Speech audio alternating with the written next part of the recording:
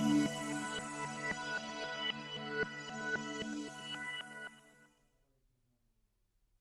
few years ago, I received a frantic phone call from a friend. He had just received a call from his 8-year-old son's elementary school informing him that during recess his son had gone missing. As you could imagine, Dad was a wreck. He called me to pray, and I did. I also jumped into my Jeep to join the search.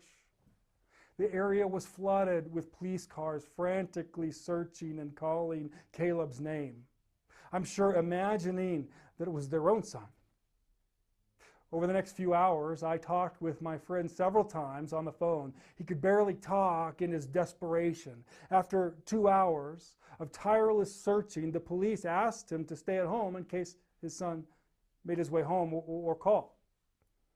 Can you imagine the agony?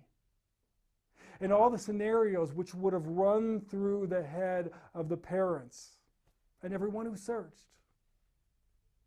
In Luke chapter 19, Jesus tells us about his mission while he was on this earth. And at first glance, it seems a little offensive to seek and save the lost.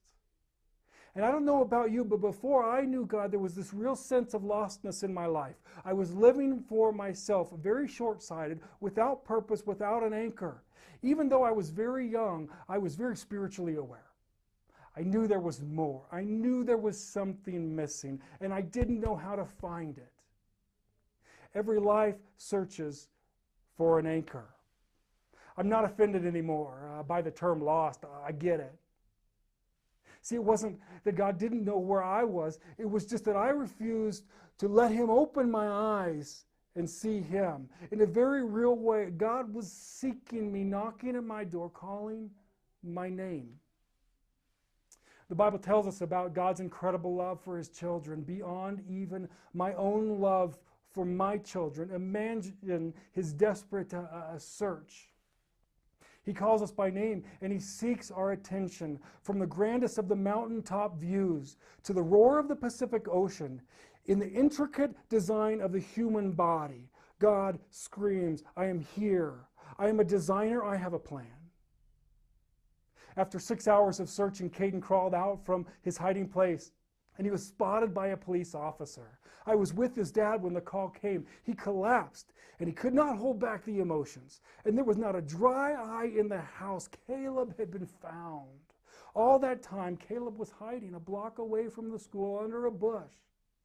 He had gotten in a fight earlier that day at recess, and he was afraid of the trouble that he might get into from the principal and from his dad.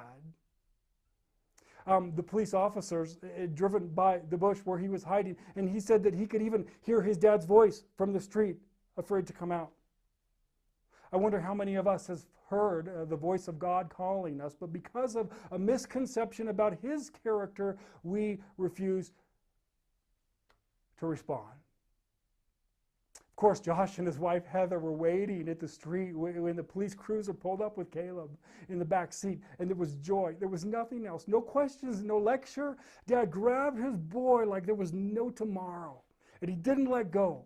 He had no concern for the undignified reaction that he was going to display. Have you ever felt lost, afraid to respond to God's calling?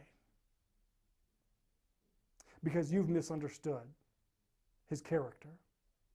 He's not going to strike you with lightning. He's not going to punish you. He's just going to embrace you in the kind of embrace that you've longed for from a loving Father. My name is Matt Ellis. I'm the lead pastor at Hope Crossing Church in Denver, Colorado, bringing you truth in 3 minutes.